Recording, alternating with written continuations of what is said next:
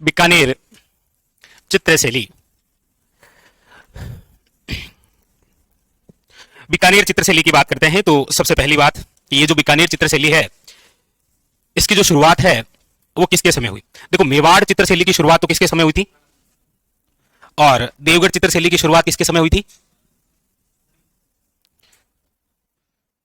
कितने दिन की? कितने दिन की?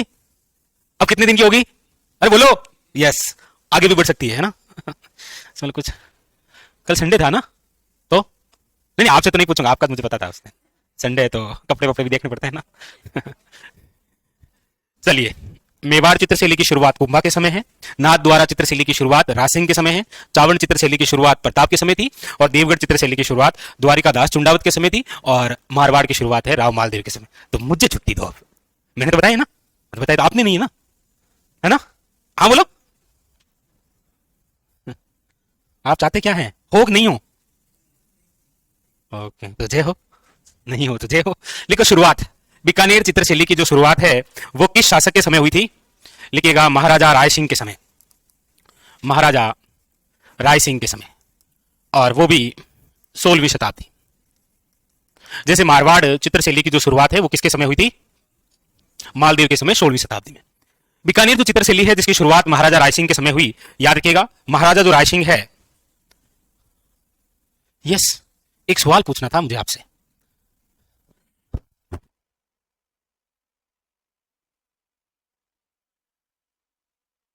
क्या करेगा, पूछ, क्या पूछेगा? माधव, यहीं पूछ, लाइव में पूछ।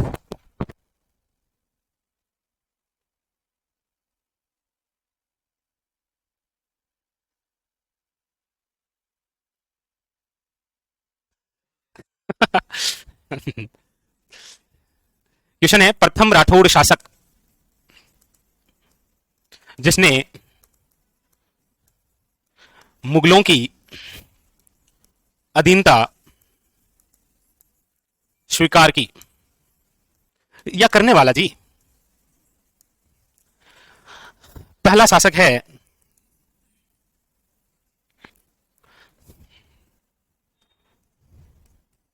जसवंत सिंह, मोटा राजा उदय सिंह, कल्याणमल, और राय सिंह। एक एक को बताना है, और सबसे पहले बॉयज, बस। यस, आप क्या करके आएंगे इसमें? बी, यस, आप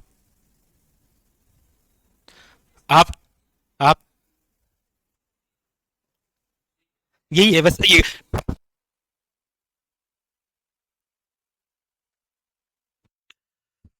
मतलब क्या करके आएंगे, ऐसे ही कंफ्यूजन क्वेश्चन आता है आजकल। हाँ, इसमें ही नहीं।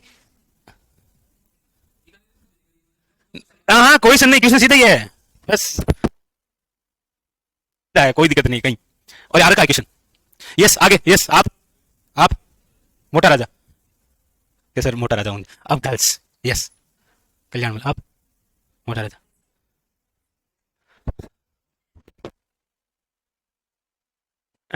प्रथम राठौड़ शासक जिसने मुगलों की अधीनता स्वीकार की थी, वो एक नागौर दरबार लगा था, आप सबने से बताया। 1570 नागौर दरबार लगता है, और वहां पर अधीनता स्वीकार करने वाले पहले यदि राठौड़ राजा को हुआ है तो वो कौन है? कल्याणमल। यहां पर ये कंडीशन नहीं थी कि कौन सी रियासत की बात हो रही है, बात केवल और केवल किनकी हो रही है? राठौड़ों की, और उसके अकॉर्डिंग कौन सा है? कल्याणमल।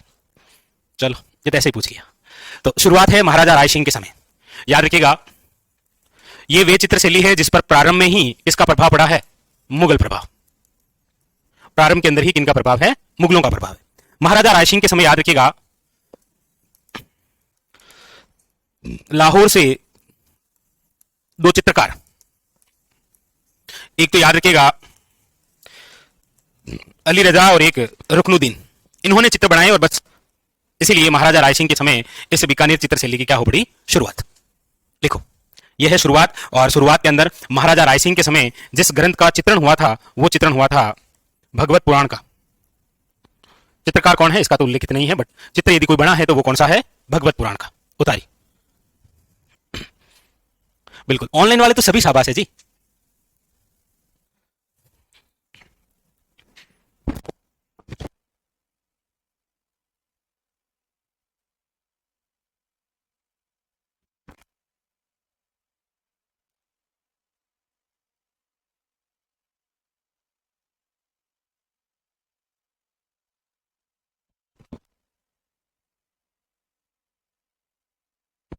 तो बीकानेर चित्रशैली की शुरुआत याद रखिएगा महाराजा रायसिंह के समय हुई थी, 16वीं शताब्दी के अंदर हुई थी। प्रारंभ के अंदर ही बीकानेर चित्रशैली पर किसका प्रभाव दिखाई देता है? मुगल प्रभाव। अच्छा, वैसे आप देखेंगे ना तो ये जो महाराजा रायसिंह है, ये महाराजा रायसिंह जो बीकानेर का राजा बना है, इसको राजा बनाने वाला कौन है? अकबर। और लाहौर से इनके समय दो चित्रकार आते हैं, एक का नाम है अली रजा और एक का नाम कौन सा है? रुकनुद्दीन। इनके समय जिस ग्रंथ का चित्रण होता है वो ग्रंथ कौन सा है? भगवत पुराण। मेवाड़ चित्रशैली का मूल स्वरूप जिस चित्रित ग्रंथ को माना गया है उस ग्रंथ का नाम चोर पंचासी का है। किसने बताया? डगलस मोडियो, नहीं मतलब सॉरी डगलस बेरेट, और साथ में बेसिल के। शाबाश, ये भी याद रखना होता है ना। लिखिए आगे। अब लिखिए आप, बीकानेर ये जो चित्रशैली हम पढ़ रहे हैं इसका सर्वाधिक विकास यानी कि गोल्डन पीरियड, सर्वाधिक विकास या फिर स्वर्णकाल।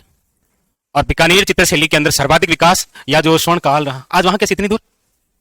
अरे थोड़ा और करीब आजा आजा आजा मैं जाके हिमालय में जाके बैठ गया ऐसे मतलब। तो शुरुआत हो गई महाराजा रायसिंह के समय, मुगल प्रभाव प्रारंभ में, दो चित्रकार अली रजा और कौन? रुकनुद्दीन। और चित्रण किसका हुआ? भगवत पुराण का। महाराणा जगत सिंह के समय कौन से ग्रंथों का चित्रण हुआ था?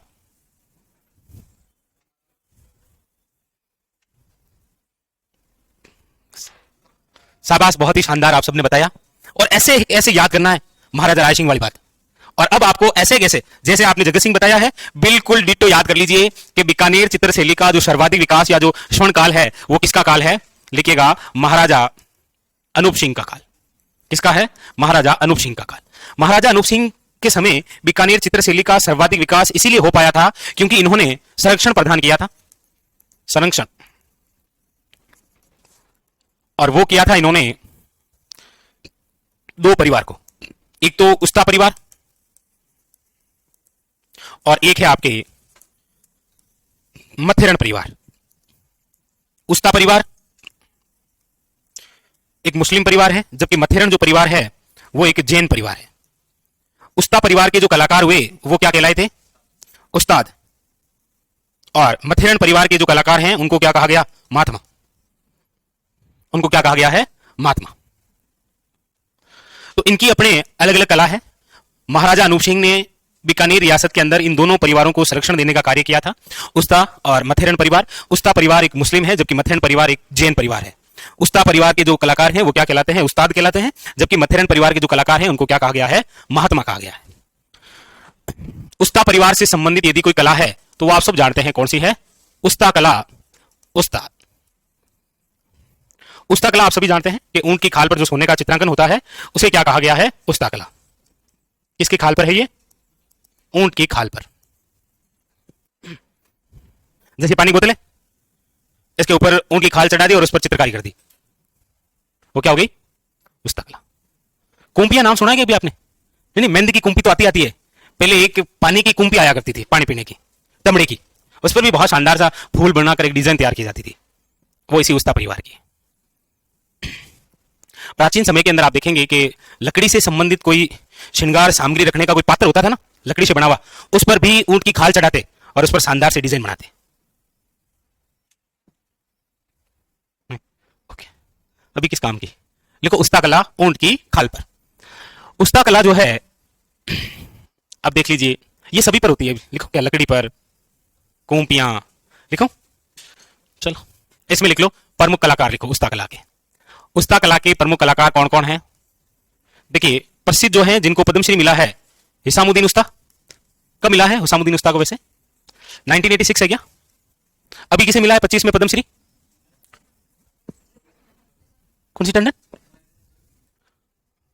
अरे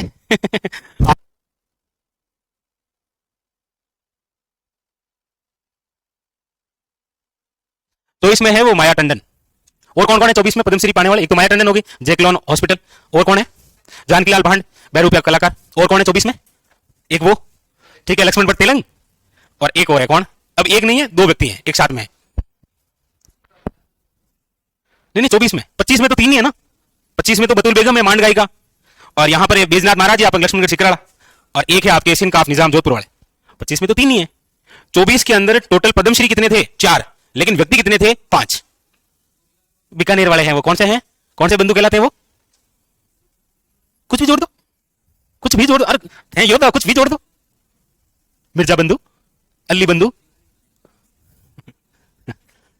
इसामुद्दीन उस्ता, याद रखिएगा। दूसरा नाम लिखिएगा रुकनुद्दीन,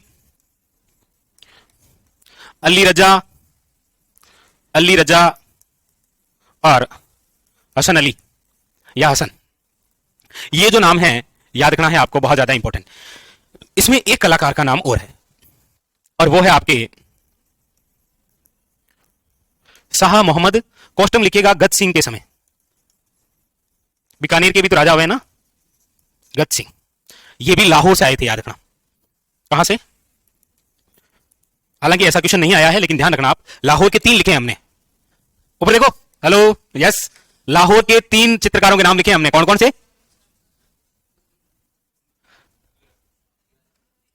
कितने दिन? अब कितने दिन की होगी?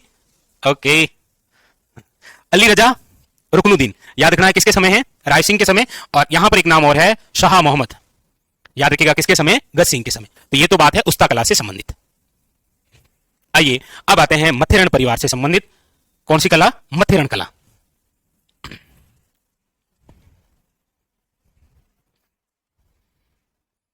सर क्लास स्टूडेंट को दिखा दो। हाँ बिल्कुल दिखा देंगे, लेकिन ये कह रहे हैं कि सर हमें आपके अलावा कोई और नहीं देखे। पता नहीं क्यों सर, ऐसे क्यों कह रहे हैं आप? देखो इनका मन होगा तो मैं कहूंगा, ठीक है, बात करूंगा। वैसे आपकी सिफारिश रख दी है मैंने, लिख लिए, हेडिंग डालिए नेक्स्ट। ये उस्ता कला की बात थी। अगली है मथेरण कला। मथेरण कला, और मथेरण कला में लिखिएगा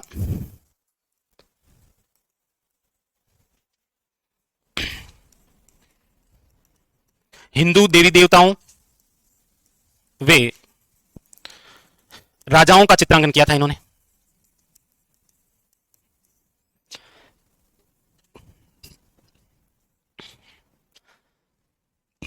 मथेरण कला के जो कलाकार हैं उनमें नाम लिखिएगा चंदूलाल, रामलाल, जे किशन, जे किशन, रामकिशन, चंदूलाल, रामलाल, जे किशन, रामकिशन। एक नाम लिखिएगा मुकुंद। कौन है? मुकुंद। ये मथेरण कला के चित्रकार हैं, वो उस्ता कला के चित्रकार थे। उस्ता कला और मथेरण कला दोनों ही किस चित्रकला से संबंधित है? शाबाश, बीकानेर से। जैसे पिछवई कला और सांची चित्रकला दोनों किससे संबंधित है? नाथद्वारा से। तो ये तो बात हुई बीकानेर चित्रशैली के अंदर कौन कौन से 2 ऐसे परिवार हैं जिन्होंने अपनी कला का विकास किया, और आज भी इनकी पीढ़ियां जो है वो लगातार जारी है। अब हम बात करते हैं कि इस चित्रकला की क्या है विशेषता। तो हेडिंग लगाइए विशेषता, ये लिख लिया, विशेषता। विशेषता के अंदर सबसे पहली बात,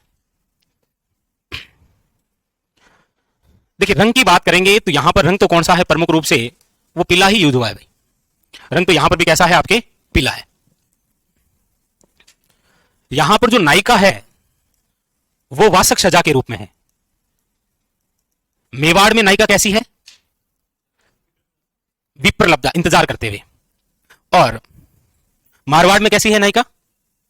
प्रौढ़ अवस्था। और यहां पर कैसी है? वासक सजा से तात्पर्य? हाँ सही है श्यामलाल, बिल्कुल। हाँ मिलना है, बिल्कुल बिल्कुल बिल्कुल, मिलेंगे मिलेंगे मिलेंगे मिलेंगे, यस यस यस, बिल्कुल सही। वासक सजा से तात्पर्य होता है मिलने को तैयार। जब भी आप यहां नायिका को देखेंगे तो उसको देखकर यही लगेगा कि ये तो मिलने को तैयार है। नहीं मैं ऐसे लगेगा आपको। जैसे मारवाड़ के अंदर देखेंगे तो ऐसा लगेगा कि जैसे ये तो प्रौढ़ अवस्था है। मेवाड़ के अंदर देखेंगे तो विप्रलब्धा के रूप में ऐसे लगेगा ये तो इंतजार कर रही है किसी का, पर मैं वो नहीं हूं, ऐसे। तो लिखो नायिका किस रूप में दर्शाई गई है? वासक सजा के रूप में। नंबर 3, बीकानेर चित्रशैली वह चित्रशैली है जिसके अंदर सर्वाधिक जो चित्रकार हैं वो मुस्लिम हैं। सभी जगह मिलेंगे, ऐसी बात नहीं है, मुस्लिम चित्रकार तो सभी जगह हैं, लेकिन यहां पर सर्वाधिक बीकानेर चित्रशैली वह चित्रशैली है जिसके अंदर सर्वाधिक क्या है? मुस्लिम चित्रकार, सर्वाधिक मुस्लिम चित्रकार।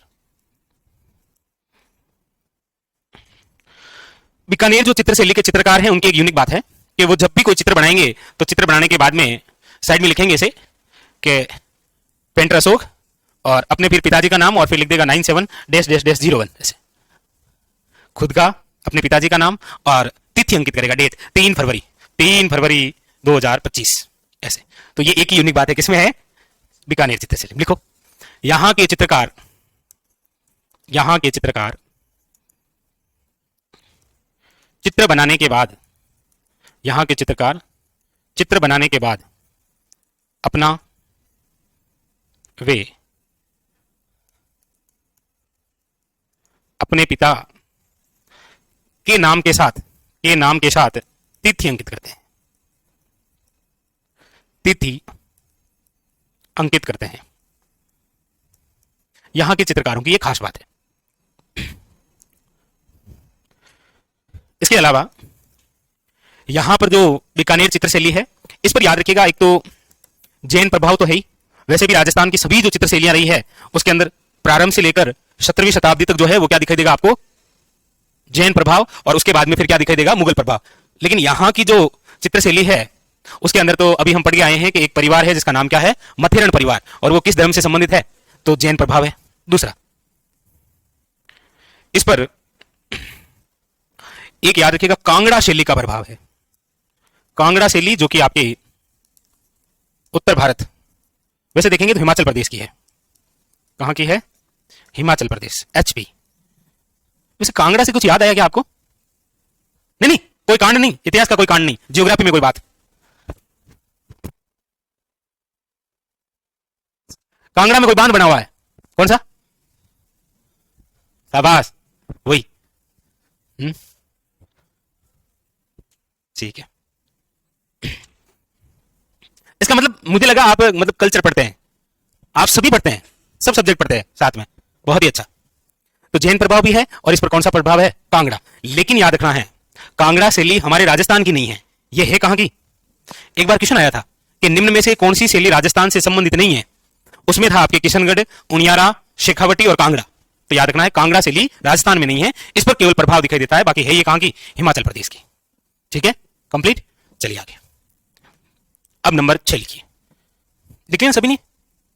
बांध भी याद आई गया होगा अब तो। ठीक है, नंबर 6। नंबर 6 के अंदर याद रखिएगा, एक जर्मनी के चित्रकार हैं। हमें यहीं के याद नहीं हो रहे हैं, अब कहां के याद करने पड़ेंगे, जर्मनी के। हमारे यहां पर कोई जर्मनी के सहयोग से योजना चलती है क्या, जो मैंने आपको लिखाई हो? ऐसे तो काफी सारी चलती है, जर्मनी, जापान, नीदरलैंड सब चलती है, अमेरिका, कनाडा वनाडा। कोई जर्मनी से लिखा दिया ऐसे, मतलब आपने कहा था सर भला हो जाएगा आपका, मेरा हा? कौन सा भूत? अच्छा, फवारा। सोचा कौन सा पपारा, फवारा पद्धति, वो तो इजराइल के सहयोग, वो तो इजरायली पद्धति है, इजराइल से आई है वो तो। कोई नहीं, एक योजना थी जो हमारी थी, आपनी योजना, ऐसा पढ़ा हो, आपनी योजना। इंदिरा गांधी लिप नहर, चौधरी कुंभाराम आर्य लिप नहर, जिसका मतलब वो सारी लिप नहर जो आपको आती है, 7 लिप नहर आपको आती है, 9 शाखाएं आपको आती है। हाँ तो आती है, उसमें क्या कर लेगा तू। तो जर्मनी के चित्रकार हैं जिनका नाम क्या है, मुल्लर। क्या नाम है, मुल्लर। इस मुल्लर द्वारा एक चित्र बनाया गया है, और वो चित्र आपको कुछ इस प्रकार से दिखाई देता है कि बीकानेर के जो राजकुमार हैं जिनका नाम है पृथ्वीराज राठौड़, पृथ्वीराज राठौड़ द्वारा महाराणा प्रताप को पत्र लिखते हुए जो चित्रण है वो किसने किया था, मुल्लर ने। पृथ्वीराज राठौड़ द्वारा महाराणा प्रताप को पत्र लिखते हुए चित्रण, ये जो चित्रण है वो किसने बनाया है, मुल्लर ने।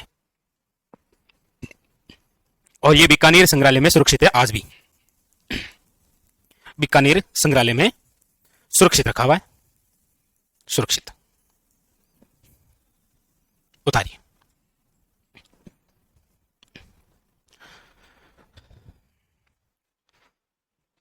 मैं सोच रहा था कि मतलब आप बाद में पढ़ेंगे सारा कुछ, लेकिन आप तो साथ साथ में याद करते हुए चल रहे हैं सभी टॉपिक। किस पे, मंदिर में?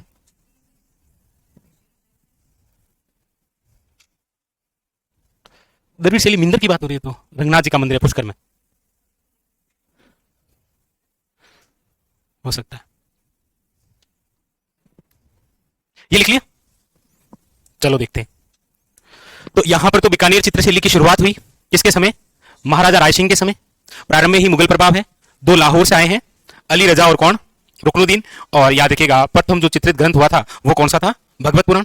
फिर उसके बाद में सर्वाधिक विकास या स्वर्णकाल तो महाराजा अनूप सिंह, अनूप सिंह का काल स्वर्ण काल क्यों है? क्योंकि दो परिवारों को संरक्षण प्रदान किया, परिवार और उस्ता परिवार और कौन सा? मथेरन। उस्ता परिवार मुस्लिम है, मथेरन परिवार जैन परिवार है। उस्ता परिवार के कलाकार उस्ताद कहलाते हैं और मथेरन परिवार के जो कलाकार हैं उनको क्या कहा गया है? महात्मा कहा गया है। उस्ता कला जो है वो ऊंट की खाल पर होती है। यहाँ पर प्रमुख कलाकार हिसामुद्दीन उस्ता, रुकनुद्दीन, अली रजा, हसन, और ये जरूर नाम याद रखिएगा, कौन सा? शाह मोहम्मद। इसके बाद में फिर हमने चर्चा की आपके मथेरन कला की। मथेरन कला के ये कलाकार जरूर याद रखिएगा, कलाकार। और उसके बाद में फिर ये जो प्रमुख विशेषता है इनका, और खासकर इसका जरूर याद रखिएगा। ये एक यूनिक बात है यहाँ के चित्रकारों। और एक ही इसी प्रकार से मारवाड़ में भी कोई चित्र था क्या जो डालचंद ने बनाया हो? क्या था वो? कुछ नहीं, चित्र था। यस, ठीक है। क्या देखते हुए था? देख कौन रहा था? एक राजा। है? कैसे पढ़ लेते हैं आप ये इतना? मुझे मतलब आपको गर्व महसूस हो रहा है कि मतलब आप सारे विद्यार्थी हर एक टॉपिक को साथ में लेके चल रहे हैं। जितना पढ़ाया जाता है उतना तुरंत प्रभाव से याद है आपको। बहुत ही अच्छा, बहुत ही शानदार। हेडिंग डालिए किशनगढ़। अरे मांगो, आज तो कुछ भी।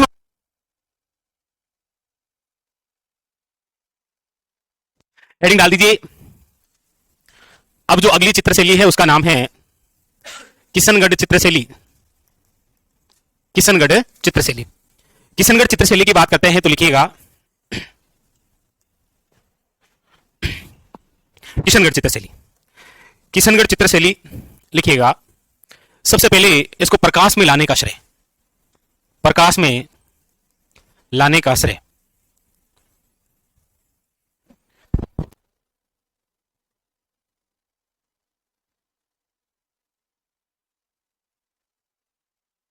प्रकाश में लाने का श्रेय किशनगढ़ चित्रशैली को प्रकाश में लाने का श्रेय, एक शैली हम और पढ़ के आए हैं जिसका नाम है देवगढ़ चित्रशैली, और उसको प्रकाश में लाने का जो श्रेय है वो किसे दिया जाता है? वहां पर किसका चित्रण है? मतलब चित्रण देखने हो तो आपको कहां जाना पड़ेगा? देवगढ़ चित्रशैली में कुछ चित्रण याद आ रहा है? शाबाश, बहुत ही शानदार। ऑनलाइन वाले विद्यार्थियों, मतलब आपको भी घर में महसूस होगा कि ऑफलाइन वाले विद्यार्थियों से कुछ भी पूछ लो, कुछ भी, बस वो कुछ को हटा दो, सब बताते हैं ये। अजारारी ओवरी और मोती महल, यहां हजारा की ओवरी है और वहां चित्तेरोरी ओवरी है। चित्तेरोरी ओवरी किस शासक के समय है? शाबाश। प्रकाश में लेकर आए, लिखो प्रकाश में लाए। कौन कौन? एरिक डिक्सन, और कौन था? Eric Dixon and doctor Fayaz Ali. Doctor Fayaz Ali, doctor Fayaz Ali, Eric Dixon and doctor Fayaz Ali. प्रकाश में लाने का श्रेय। यहां किशनगढ़ जो चित्रशैली है, किशनगढ़ जो है, किशनगढ़ में जो वंश हुआ है वो हुआ है आपके कौन सा? राठौड़ वंश। राठौड़ वंश। मारवाड़ के एक राजा थे जिनका नाम था मोटा राजा। मोटा राजा के एक पुत्र थे जिनका नाम था किशन सिंह। 1609 के अंदर किशनगढ़ में राठौड़ वंश की स्थापना की थी।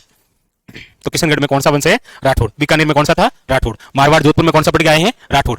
अब आप लिखिएगा ये जो किशनगढ़ चित्रशैली है इसकी शुरुआत किसके समय हुई और सर्वाधिक जो विकास है वो किसके समय हुआ? अब आपको चाहे शुरुआत पूछे या फिर सर्वाधिक विकास का मतलब इस किशनगढ़ चित्रशैली का गोल्डन पीरियड पूछे, वो जिनका काल है वो है आपके कौन? लिखिएगा महाराजा सावन सिंह। कौन है? महाराजा सावन सिंह। महाराजा सावन सिंह। इनके समय इस चित्रशैली की शुरुआत भी मानी जाती है और इन्हीं के समय इनका क्या हुआ है? सर्वाधिक विकास। महाराजा जो सावन सिंह है इनका एक अन्य नाम है। क्या नाम है? नागरीदास।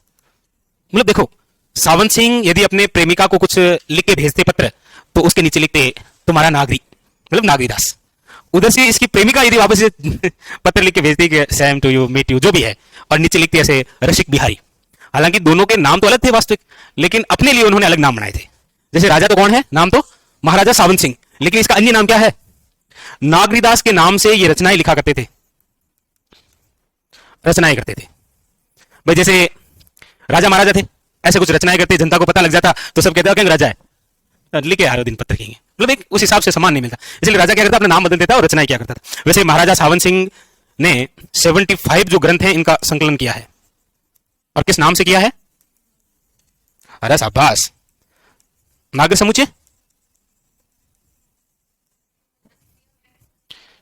हाँ रसिक प्रिय है ना, हाँ वही वही।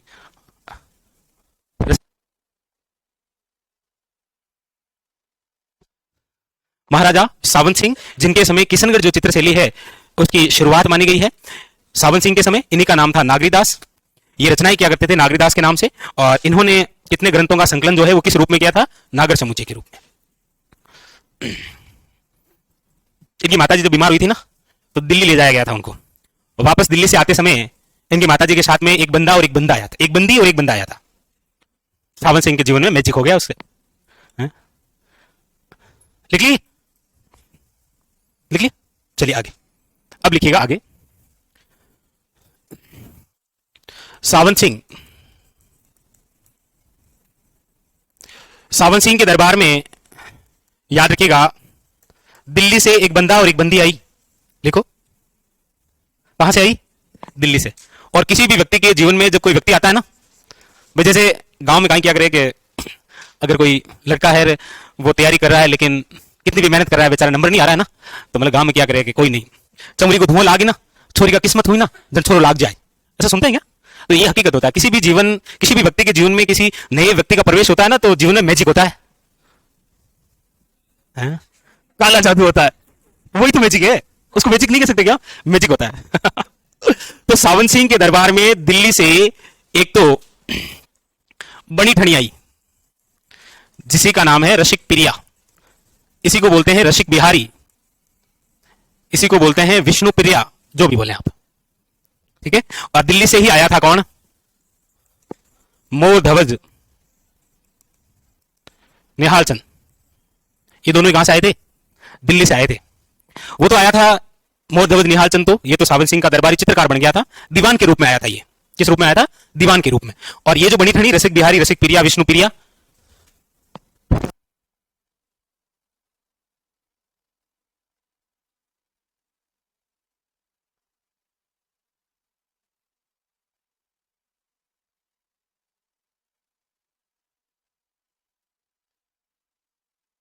कोई नहीं, होता है कई बार जीवन में। तो दिल्ली से बनी ठनी और कौन आए, मोर धवज निहाल, कोष्टक लिख लेना, दीवान के रूप में ये आया था। किस रूप में, दीवान के रूप में आया था। लेकिन आगे चलकर ये सावन सिंह का ही क्या बना था, दरबारी चित्रकार। यहां लिख लीजिएगा, दरबारी चित्रकार।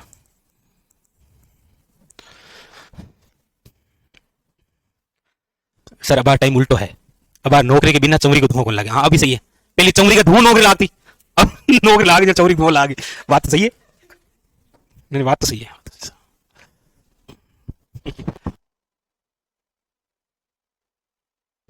लगेगी, चिंता मत करो, और नौकरी भी लगेगी, चिंता मत करो। सावन सिंह के दरबार में दिल्ली से कौन, बनी ठनी और मोर धवज निहाल, ये लिखिए। अब लिखेगा प्रमुख चित्रण, किशनगढ़ चित्र शैली के अंदर एक महिला कितनी सुंदर हो सकती है, कितनी सुंदर हो सकती है, इतनी सुंदर मैं क्या करूं, मतलब इतनी सुंदर हो सकती है। ये जिस चित्र शैली में दर्शाया गया है वो कौन सी चित्र शैली है, किशनगढ़ चित्र शैली, नारी सौंदर्य है यहां पर। इसके अंदर सबसे पहला जो चित्र हम देखेंगे, लिखिएगा बनी ठनी का चित्र।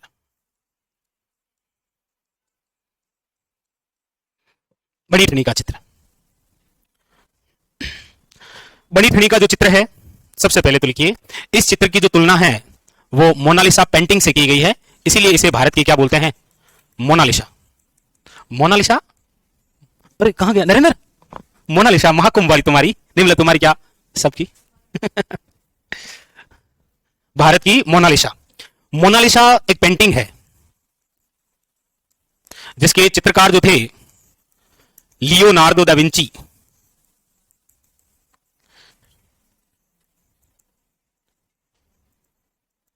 लियोनार्डो दा विंची, इटली, कहां की है, इटली की पेंटिंग है ये। तो इससे तुलना इसीलिए की गई है कि मोनालिसा की पेंटिंग जब देखते हैं ना, तो मतलब एक अनुमान नहीं लगता है कि ये जो महिला की पेंटिंग है, इसमें महिला हंस रही है, कुछ सोच रही है, या इसे खड़ा किया गया है, या ऐसे किसी का इंतजार करते करते किसी ने साइड में से फोटो ले ली है, मतलब हम सोच नहीं सकते ऐसे। या फिर ऐसा है कि वो पेट से गर्भवती है और अपने आने वाले बच्चे के लिए सोच रही है। मोनालिसा की तो पेंटिंग हकीकत में यह है, जो बिल्कुल सादगी से भरी हुई है, किसी प्रकार से एक भी श्रृंगार नहीं किया गया, बिल्कुल सादगी से, जैसे कि आप, तो उससे तुलना की गई है किससे, बनी ठनी। क्योंकि बनी ठनी पेंटिंग को भी देख के आइडिया नहीं लग रहा है, क्यों, क्योंकि बनी ठनी की पेंटिंग जब हम देखते हैं चित्र को, तो 16 श्रृंगार किए हुए हैं, 16 श्रृंगार किए मतलब शादीशुदा है, हाथ में गुलाब का फूल है, वो भी आधा खिला हुआ है, कोई मेरे जैसा जाके देके आ गया कि ये ले फटाफट देके भाग गया, ऐसे हो सकता है। या उसका पति कहीं बाहर से आ रहा है, वो रेलवे स्टेशन स्वागत के लिए जा रही है कि जैसे वो आएंगे ये लो, या फिर 14 फरवरी नजदीक आ रही है उस हिसाब से आते हैं, जो भी है, मतलब एक आइडिया नहीं लगा सकते हम उस चित्र को देखकर। हम जैसा सोचेंगे ना वो चित्र बिल्कुल वैसा ही नजर आएगा।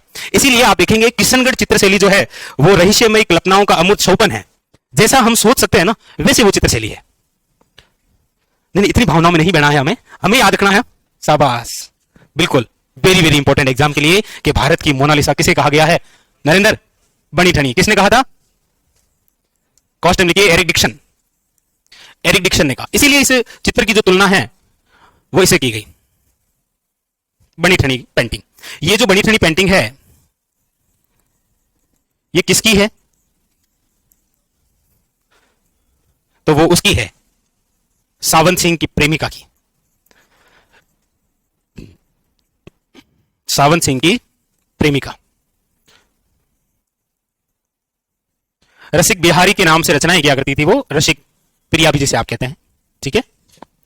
ये जो बनी ठनी चित्र है इसके चित्रकार कौन थे? मोर ध्वज निहाल चंद। सावंत सिंह के 5 रानियां पहले से थी, ये तो गलती से दिल्ली से आ गई थी। सावंत सिंह की मम्मी की सेवा किया करती थी, तो देखा मम्मी एक, अच्छा दिल्ली से आई है, ओके दिल्ली से, ठीक है भाई दिल्ली से आई है जी, हाँ महाकुंभ से आई है। तो चित्रकार कौन है? मोर ध्वज निहाल चंद। दूसरी बात, ये जो बनी ठनी का चित्र है इस पर याद रखिएगा डाक टिकट जारी हुआ है। कब हुआ है? 5 मई 1973। और कितने पैसे का?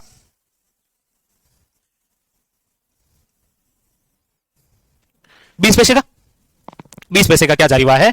डाक टिकट जारी हुआ है। देखो बनी ठनी का चित्र, कई बार क्वेश्चन आया है, लगभग एग्जामों का प्रसिद्ध क्वेश्चन है ये कि बनी ठनी का जो चित्र है वो कौन सी चित्रशैली से संबंधित है, और इसे भारत की मोनालिसा किसने कहा है, इसके चित्रकार कौन थे, और इस पर जो डाक टिकट है वो कब जारी हुआ है। ये प्रसिद्ध क्वेश्चन रहा है इसका, ठीक है, लिख लिया। अब एक इंपॉर्टेंट क्वेश्चन है, बनी ठनी का जो ये चित्र है, यदि ये आज आपको देखना है, जो कि मोर ध्वज निहाल चंद ने बनाया है, ये कहां पर है? कोई बताए आप में से? कहां है?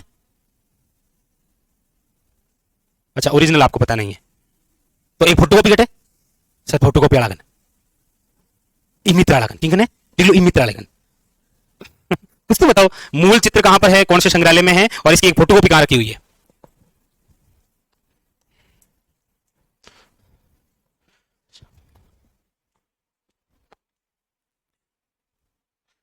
सर मोनालिसा कैसे खूबसूरत हुई है? श्यामलाल, श्यामलाल, इसमें 2 शब्दावली है। एक तो शब्द है बेसरी। बेसरी क्या है? तो याद रखिएगा नाक का, नाक का आभूषण। अच्छा आपको चित्र दिखाया नहीं है? ओहो हो, हमने मांग नहीं की थी, मैं तो भर देता, नहीं मतलब पूरी कर देता। एक करो भाई इसकी बनी ठनी चित्र, बनी ठनी का चित्र लो। तो एक बेसरी है, बेसरी क्या है? इसके नाक का आभूषण है। लिखो हाथ के अंदर है, जो हाथ में आधा खिला हुआ फूल है, और एक होता है शब्द वसली। वसली से क्या तात्पर्य है? इसमें नहीं है, इसमें नहीं है। वसली, वसली क्या है? वसली क्या होता है? कम से कम 4-5 पतले कागज को आटे के लेप के माध्यम से जोड़कर चित्र के लायक बनाना, वो जो पद्धति है वो क्या कहलाती है? वसली। कागज पर चित्रकारी, वसली। कभी आ जाए थोड़ी पद्धति तो ध्यान रखना, क्योंकि बनी ठनी का जो चित्र है वो बना हुआ है किस पर? कागज पर ही तो बना हुआ है। लिखो, नहीं है नहीं, फिर करो, लिख लिया। फिर लिखो, ये जो चित्र है इसमें किसका स्वरूप है? राधा का। इसलिए आप देखेंगे कि ये जो किशनगढ़ चित्रशैली है, इस किशनगढ़ चित्रशैली पर किस संप्रदाय का प्रभाव दिखाई देगा? चित्रशैली पर वल्लभ संप्रदाय।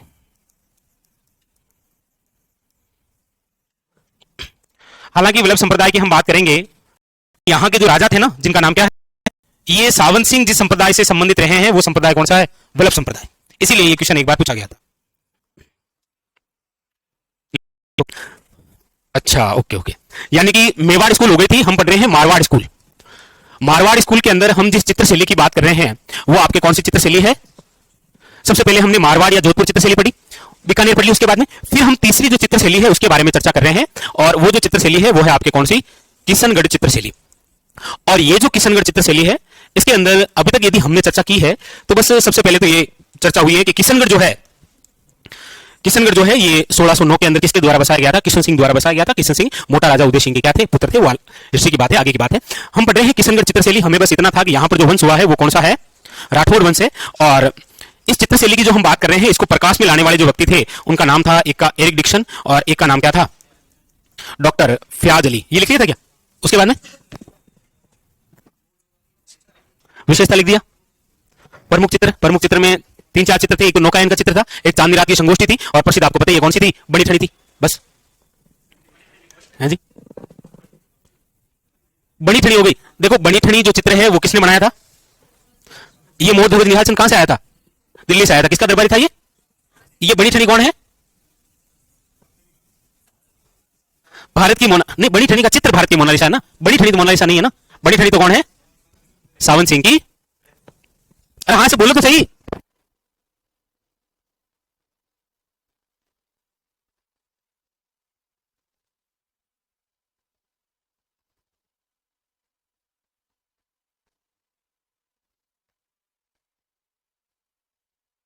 छोड़ो इसको।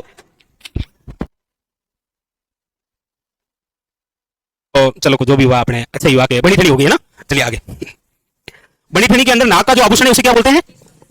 और ये जो बड़ी ठनी का चित्र बना हुआ है कागज पर, बहुत सारे पतले पतले कागजों को आटे के लेप के माध्यम से चिपका कर चित्र योग्य बनाया जाता है, उसे क्या बोलते हैं? अरे शाबाश, ये भी लिखा दिया क्या?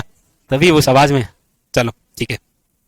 चलिए फिर जहां तक लिखा है आपने उसके जस्ट आगे लिखिएगा एक चित्र जो कि आपने लिख लिया है बड़ी ठनी, दूसरा चित्र लिखिएगा जहां तक आपने लिखा है ना उसके जस्ट आगे, चांदनी रात की संगोष्ठी। चांदनी रात की क्या है? संगोष्ठी है। मतलब ये आप देख सकते हैं कि वर्तमान के संदर्भ में हम देखेंगे तो ये कैंडल नाइट है, मतलब डिनर करने के। कैंडल डिनर बोलते हैं, कैंडल नाइट बोलते हैं, जो भी बोलते हैं, पता नहीं क्या है, लेकिन ये कुछ इस प्रकार से है। आप समझ लीजिए कि ये चित्र जो है वो कुछ इस प्रकार से बना हुआ है कि ये आपके ऐसे बीच में एक टेबल है, बड़ी सी एक छोटी सी टेबल है जहां पर ये बैठा है, इधर से ये एक टेबल है जहां पर ये बैठी हुई है, और यहाँ पर गिलासें रखी हुई है पानी की, और इस प्रकार से कुछ है। और जो रात में जो है वो तारे ऐसे टिमटिमा रहे हैं। मतलब इस प्रकार से एक दृश्य बनाया गया है जो ये बता रहा है कि ये जो, और इधर आप देखेंगे तो बहुत सारी दासियां जो है वो खड़ी है और बातें कर रही है कि देख ऐसे होते हैं। इस प्रकार से दर्शाया गया है। राजा महाराजाओं की बात करते हैं ना, तो ये इस प्रकार से जो है वो क्या है? चांदनी रात की संगोष्ठी। इसके जो चित्रकार थे वो चित्रकार कौन थे? तो लिखिएगा अमीरचंद। कौन थे? अमीरचंद। इसी प्रकार से इस चित्रशैली की हम बात करेंगे तो एक जो चित्र है वो नौकायान चित्रण है। नौकायान चित्रण का मतलब है कि ये चित्र भी आप देखेंगे तो ये आपको कुछ इस प्रकार से मिलेगा, जहां पर एक नौका है जिसमें एक पतवार सी है, एक तरफ सूरा बैठा है, एक तरफ सूरी बैठी हुई है। यहां पर जो है वो नहीं, ये कमल के फूल हैं जो खिले हुए हैं। इसलिए आप देखेंगे कि किशनगढ़ चित्रशैली की एक विशेषता है, सर्वाधिक जो सरोवर होते हैं ना, जो तालाब हैं, वो कौन से फूल से भरे हुए हैं? सारे सारे कमल के फूल से। तो इस प्रकार से एक चित्रण है। नंबर 4 लिख लो, कमल से भरे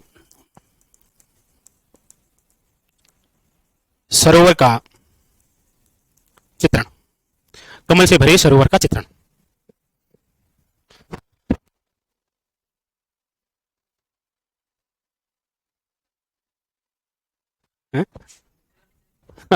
तो चांदनी रात की संगोष्ठी नौकायन का चित्रण है, और कमल से भरे सरोवर जो है वो निम्न में से कौन सी चित्रशैली की प्रमुख विशेषता के रूप में है? तो आपको याद रखना है किशनगढ़, ये प्रमुख रूप से चित्र है। अब आप लिखिए इसकी विशेषता क्या है?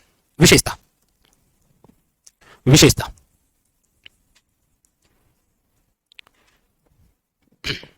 विशेषता, विशेषता के अंदर लिखिए नंबर 1,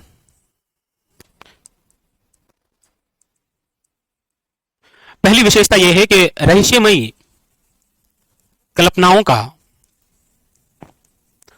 अमूर्त स्वपन। यानी कि यह एक ऐसी चित्रशैली है जो पूरे रहस्यमयी है, पता नहीं लगता है।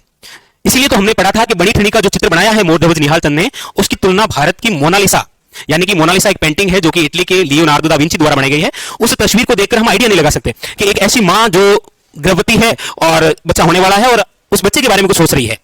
एक दृश्य तो ऐसा प्रतीत हो रहा है, एक दृश्य ऐसा प्रतीत होता है मोनालिसा। आपने देखा क्या? गूगल पर सर्च करके देखा होगा, जब भी फ्री होते हैं गूगल पर सर्च कर ही लेते हैं आप कुछ ना कुछ। तो उस कुछ ना कुछ में यदि वो मोनालिसा आई है कहीं, तो आप देखेंगे कि उसकी जो तस्वीर है उसको देखकर ये आइडिया नहीं लगा सकते कि मतलब एक मां जो गर्भवती है वो सोच रही है, या एक युवा अवस्था के अंदर लड़की है जो ये सोच रही है कि मतलब मेरा आने वाला जीवन कैसे होगा। इसी से तुलना की है बड़ी ठंडी से। बड़ी ठंडी का जब आप चित्र देखेंगे तो आप देखेंगे वो 16 श्रृंगार किए हुए हैं, एक हाथ के अंदर जो है वो आधा फूल खिला हुआ है। तो इसका आइडिया ये हो सकता है कि उसका पति कहीं बाहर गया है, वो आ रहा है, वो उसको रेलवे स्टेशन में ड्रॉप करने गई हो, नहीं सॉरी लेने गई हो, ड्रॉप करने क्या गए, लेने गई हो स्वागत के लिए। हो सकता है कि कोई प्रेमी था, उसको प्रपोज करके चला गया। जो भी हम सोच सकते हैं ना, ये खोपड़ा है ना, ये कुछ भी सोच सकता है साहब, ये ध्यान रखें आप, ठीक है। जो आप नहीं सोच सकते ना वो भी ये सोच लेता है। तो इसीलिए तो तुलना की गई है। इसीलिए ये आखिरी में निर्धारित किया गया है कि ये राजस्थान की वह चित्र शैली है जिसके अंदर जो भी चित्र बना हुआ है उसको आप देखकर ये कंफर्म नहीं कर सकते कि ये चित्र इसीलिए है। जैसे अभी हमने कहा चांदनी रात की संगोष्ठी, अब ऐसा थोड़ी है कि एक राजा और रानी ही मिल रहे हैं और साथ में दासियां खड़ी है। हो सकता है राजा किसी अपनी मनचाही से मिल रहा है और दासियां खड़ी है, अब राजा को कौन बोले। हालांकि बड़ी ठंडी जो है वो एक दासी भी तो थी, लेकिन वो राजा की क्या थी, प्रेमिका थी। इसीलिए इस चित्र शैली को क्या कहा गया है, रहस्यमयी, यानी कि ये सब रहस्यमयी कल्पनाओं का क्या है, अमूर्त सौपन है। हम केवल सपने में सोच सकते हैं कि ऐसा हुआ होगा, लेकिन हकीकत में क्या हुआ वही जानते हैं। क्या हुआ? नंबर 2, अच्छा गलत सोच लिया था, चलो कोई नहीं। चलिए नंबर 2, ये राजस्थान की वह चित्र शैली है जिसके अंदर देखो कला है, भक्ति है और प्रेम है। अब आप कहेंगे कैसे? देखो बड़ी ठंडी का चित्र आप देखेंगे तो सोचेंगे क्या चित्रकारी रही है उस समय की, मतलब क्या कला रही है लोगों की। भक्ति का मतलब यह है कि हमने लिखा नहीं लिखा कि बड़ी ठंडी का जो चित्र है वो हकीकत में किसका स्वरूप माना गया है, राधा का स्वरूप माना गया, मतलब ये एक भक्ति है। और प्रेम का मतलब राजा ने अपनी प्रेमिका के लिए बनाया है। तो ऐसा समन्वय जहां कला भी हो, भक्ति भी हो और प्रेम का जो समन्वय है वो केवल इसी चित्र शैली के अंदर मिलता है। आप ऐसे क्यों देख रहे हैं आज मुझे? आपके देखने का नजरिया कुछ अलग सा लग रहा है, काफी दिन क्लास नहीं हुई इसलिए मिस किया था। हाँ साहब आपको कह रहा हूं मैं। चलिए नंबर 3, नंबर 3 लिखिएगा, रहस्यमय कल्पनाओं का अमूर्त सौपन हो गया, कला भक्ति प्रेम का क्या हो गया, समन्वय हो गया। इसके अंदर तीसरी विशेषता यह है कि इसके अंदर नारी का सौंदर्य दर्शाया गया है, कि मतलब एक स्त्री जो है, एक नारी है, वो कितनी सुंदर हो सकती है, वो इसी चित्र शैली के अंदर दर्शाया गया है। कितनी सुंदर होती है ये दर्शाया गया है, सबसे सुंदर होती है ये नहीं दर्शाया गया है। नारी कितनी सुंदर होती है ये किस चित्र शैली में है, और नारी ही सबसे सुंदर है ये कौन सी भारतीय चित्र शैली बताती है?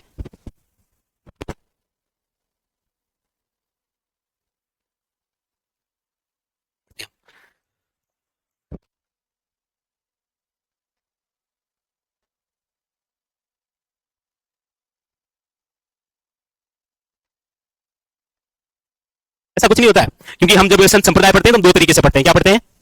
सगुण और निर्गुण। सगुण का मतलब होता है ऐसी भक्ति जिसके अंदर भक्ति के गुणों का क्या होता है, महत्व होता है। निर्गुण जिसमें गुणों का कोई महत्व नहीं है।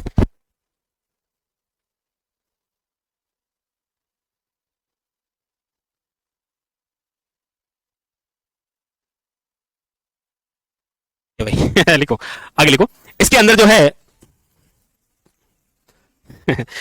इस किशनगढ़ जो चित्र शैली है, कोई नहीं, इसके अंदर जो रंग है वो किस प्रकार का है, वो लिखिएगा गुलाबी और कैसा है, श्वेत, गुलाबी वे श्वेत। इसके अंदर जो आंखें हैं, हालांकि मेवाड़ चित्र शैली में आंखें कैसी थी, ठीक है, और मारवाड़ के अंदर आंखें कैसी थी, बादाम जैसी। यहां पर जो आंखें हैं वो कैसी है, तीर कमान के समान,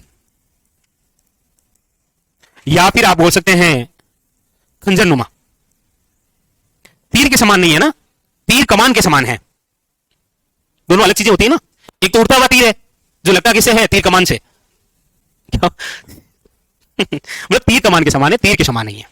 नंबर जो 6 है उसके अंदर लिखिएगा, तो रहस्यमय कल्पनाओं का अमूर्त सौपन हो गया, अच्छा क्वेश्चन बनता है। कला भक्ति और प्रेम का समन्वय है, अच्छा क्वेश्चन है। नारी का सौंदर्य है, ये भी अच्छा क्वेश्चन है। रंग याद रखिएगा, आंखें याद रखिएगा। यहां पर यदि हम पक्षी की बात करेंगे तो पक्षी जो है वो दर्शाया गया है आपके कौन सा, मोर दर्शाया गया। कौन सा है, मोर। लिखो, यदि हम यहां पर लिख दें पशु जो है वो कौन सा है, तो आप लिखिएगा भरमर। और वृक्ष जो है वो कौन सा है, वृक्ष कौन सा है, मेवाड़ जो चित्र से लिए उसके अंदर वृक्ष कैसा था, मारवाड़ के अंदर कैसा था, और यहां पर कौन सा है, लिख लीजिएगा केला, उतारिए। तो ये इस चित्रशैली की प्रमुख जो विशेषताएं हैं वो आपको ध्यान रखनी है।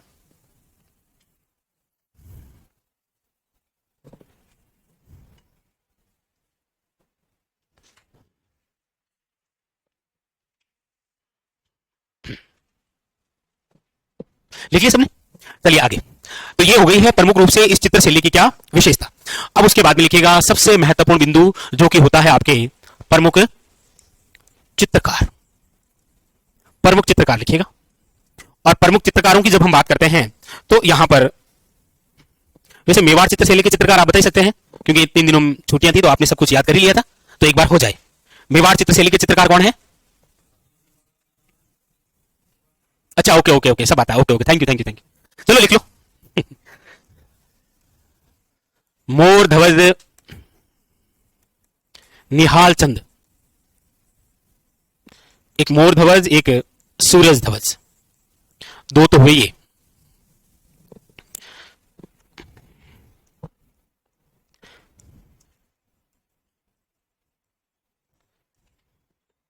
सवाई राम, कौन से?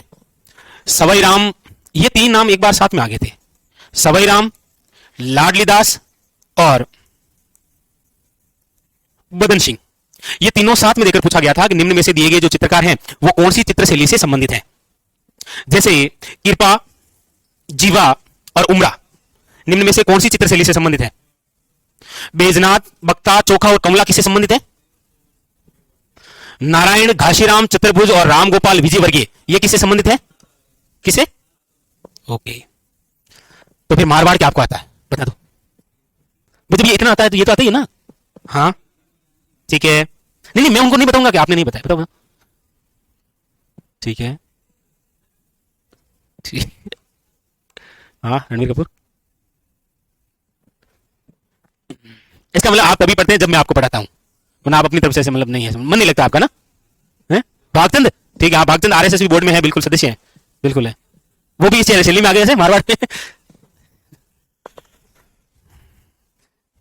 क्या ही करें अब आपका, चलो कोई नहीं, लिखो, फिर लिख लो अगला। देखो नानक राम, ये नानक राम है, एक नाना राम कहीं आया था, क्या लग रहा है आपको, आया था क्या कहीं? कौन सा चित्र था वो? नाना राम, यस, पारिजात अवतरण 1540। और 1540 के अंदर ही डगलस बेरेट और बैसिल गे ने एक ऐसा ग्रंथ चित्रित था जिसको मेवाड़ चित्रशैली का मूल स्वरूप बताया था। कौन सा था वो? चोर पंचासिका, आप वही निकले। धन्ना और छोटू, और एक याद रखिएगा अमीरचंद। कई बार अभ्रंश के रूप में इसका नाम आपको अमरचंद भी मिल सकता है, बस उतार लीजिए। ये आपके कौन सी चित्रशैली से संबंधित है? किशनगढ़। किशनगढ़ जो चित्रशैली है वो कंप्लीट हो गई। अब आप हेडिंग डाल दीजिए जैसलमेर चित्रशैली। मारवाड़ी तो पढ़ रहे हैं ना, तो मारवाड़ में जोधपुर हो गई, बीकानेर हो गई, किशनगढ़ हो गई। अब आप अगली हेडिंग डाल दीजिए जैसलमेर चित्रशैली, जो कि मारवाड़ स्कूल का ही एक भाग है। लिख लिया ना सभी ने? तो जैसे आपको वो याद है ना सारे, बिल्कुल सेम डिटो वैसे ये याद करने हैं, ठीक है? ओके, हेडिंग डाल दीजिए जैसलमेर चित्रशैली। और ये जो जैसलमेर चित्रशैली है, सबसे पहले लिखिएगा इस चित्रशैली के अन्य नाम क्या क्या है। अन्य नाम क्या है? कई बार अन्य नाम से क्वेश्चन आ जाता है। देखो जैसलमेर जो है, इसको स्थानीय भाषा में हमारी लैंग्वेज में बोले तो इसे क्या बोलते हैं? जैसाण। इसलिए इसे जैसाण चित्रशैली भी कहा गया है। अब जैसलमेर जो है, इसका प्राचीन नाम क्या है? जैसलमेर का प्राचीन नाम क्या है? मान के अलावा वो क्या बोलते हैं? वलदेश। क्या बोलते हैं? इंपॉर्टेंट याद रखना है, वलदेश। इसीलिए इस चित्रशैली को मांड चित्रशैली के नाम से भी जाना जाता है। और एक बात और याद रखिएगा, हालांकि ऐसा क्वेश्चन नहीं पूछा गया है लेकिन बहुत अच्छा क्वेश्चन बनता है कि राजस्थान की एकमात्र स्थानीय चित्रशैली किसे कहा जाता है? स्थानीय चित्रशैली का मतलब यह होता है कि यह राजस्थान की एकमात्र ऐसी चित्रशैली है जिस पर अन्य किसी भी चित्रशैली का प्रभाव नहीं पड़ा है। अन्य किसी भी चित्रशैली का प्रभाव नहीं पड़ा है। अब लिखिएगा आगे, अगली बात लिखिए इसकी शुरुआत, कि ये जो जैसलमेर चित्रशैली है इसकी जो शुरुआत है वो किस शासक के समय हुई थी? तो याद रखिएगा हर्राय भाटी के समय। हर्राय भाटी के समय। लेकिन वही बात है, सर्वाधिक विकास, या फिर एग्जामिनर क्या नाम दे सकता है इसकी जगह? सर्वाधिक विकास की जगह क्या नाम दे सकता है? शाबाश, स्वर्णकाल या गोल्डन पीरियड जो भी आप कहते हैं, वो तो किसका टाइमिंग रहा है? मूलराज सेकंड का, मूलराज सेकंड का। इस चित्रशैली के अंदर हम यदि प्रमुख चित्रण की बात करेंगे तो प्रमुख जो चित्रण है वो वह है मूमल का। मूमल और महेंद्र एक लव स्टोरी है जिसके अंदर, बट याद ये रखना है कि जहां महेंद्र और मूमल दोनों साथ में आ जाएं वो कौन सी चित्रशैली हो जाएगी? मारवाड़। महेंद्र और मूमल का जो चित्रण है वो कौन सी चित्रशैली में हुआ है? मारवाड़ में। लेकिन केवल मूमल का जो चित्रण है वो कौन सी चित्रशैली में हुआ है? जैसलमेर। तो यहां पर आप नोट कर लीजिए, इसलिए आप पढ़ते भी तो हैं, जैसलमेर के अंदर आरटीडीसी जो होटल है उसका नाम भी क्या है? मूमल है। मूमल वैसे कहां की थी? अब ऐसे मत बताना जैसलमेर की थी, है ना, वो तो है ही। और कौन सी, कहां की राजकुमारी थी ये? शाबाश, लोद्रवा की राजकुमारी थी। मूमल और महेंद्र का जो चित्रण है वो कौन सी चित्रशैली में है? मारवाड़ या फिर जोधपुर चित्रशैली।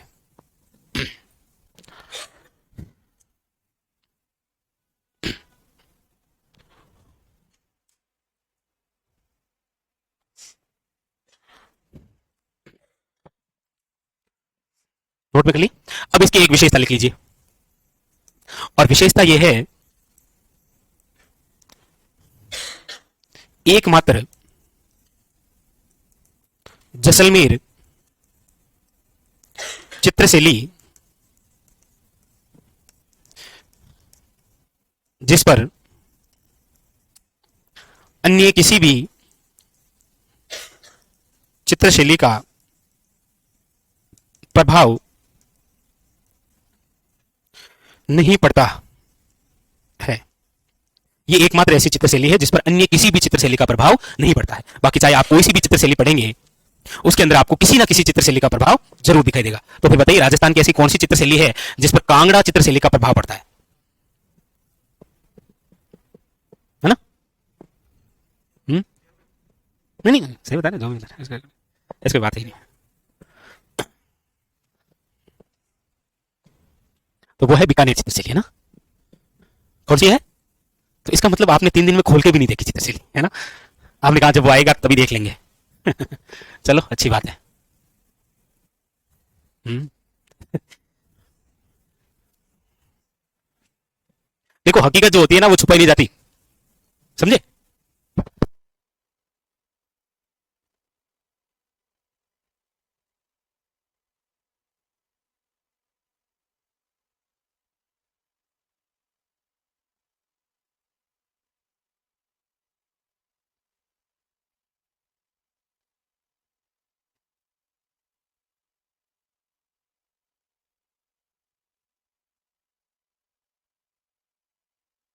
आगे बढ़ो, नागौर चित्रशैली, वो भी मारवाड़ स्कूल का ही एक भाग है।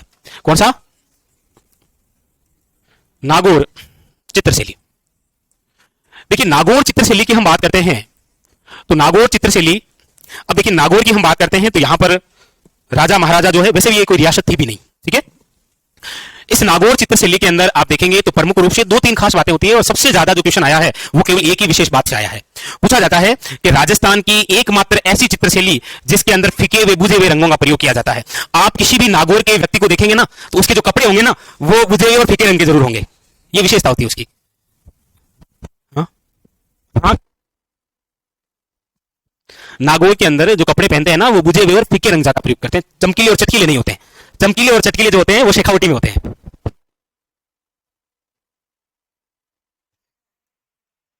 नहीं, वो तो अपनी देखो, हर एक क्षेत्र की अपनी अपनी अलग अलग विशेषताएं होती है। अब जैसे मुझसे कोई कि सरबूजी और फीके रंग, इसका मतलब कपड़े वो पहनते हैं जगह उतारी हुए, जो कोई नहीं पहनता है, जो मार्केट में कोई नहीं खरीदता है, वो जाकर कौन खरीदते हैं? नागौर वाले। अच्छा, रंगो नहीं वो दे दे। तो लिखो, एक विशेषता है प्रमुख, है बुझे हुए फीके रंगों का प्रयोग करते हैं वो। तो ये विशेषता आपने कई बार पुराने पेपरों के अंदर देखी होगी, जहां पूछी जाती है वन कि बुझे हुए फीके हुए रंगों का जो प्रयोग है वो कौन सी चित्रशैली के अंदर होता है? नागौर चित्रशैली। एक इसके अंदर और खास बात है, ये पारदर्शी वस्त्र भी यूज करते हैं। पारदर्शी वस्त्र जैसे क्या? वैसे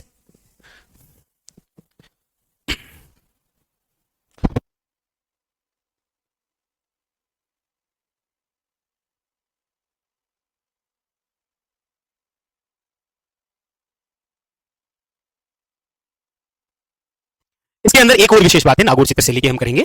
तो इसमें क्या है कि सर्वाधिक जो चित्रण है वो आपको मिलेगा वृद्धावस्था का।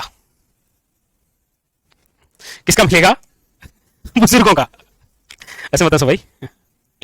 अच्छा, ये आज आखिर में हकीकत हो ही गई है ना, वृद्धावस्था का चित्रण। क्योंकि देखिए जिस प्रकार से इसके ऊपर जो दो लाइनें लिखी हुई है ना, ऐसे आप अक्षर देखेंगे तो जो बुजुर्ग लोग होते हैं ना वही पहनते हैं। आप अपने इलाके में देखेंगे ना तो जो बुजुर्ग लोग होते हैं ना वो बुझे और फीके रंग के कपड़े पहनते हैं ज्यादातर। कि मतलब कोई पुराना होगा वह पुराना हो तो लिया कमीज लिया मारा जाए, ये होता है ना, ये होता है ना।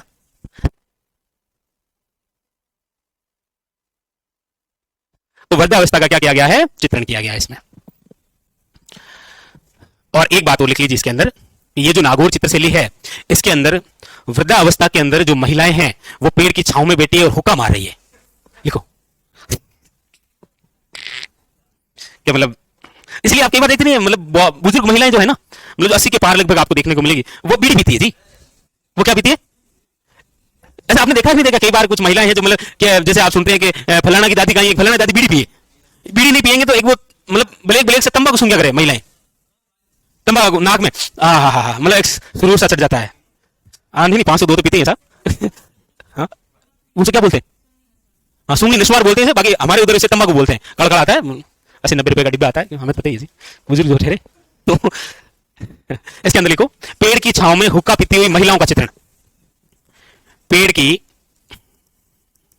छांव में हुक्का पीती हुई महिलाओं का चित्रण, महिलाओं का चित्रण।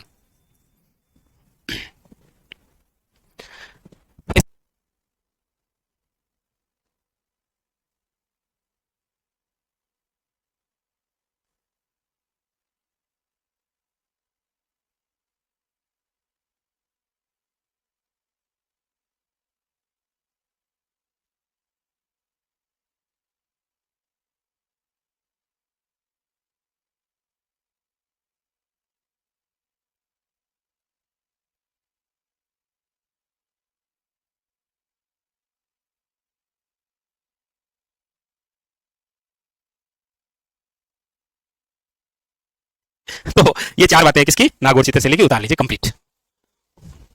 चलिए बाकी की जो चर्चा है वो हम करेंगे कल। अब आप निकालिए अगला सब्जेक्ट।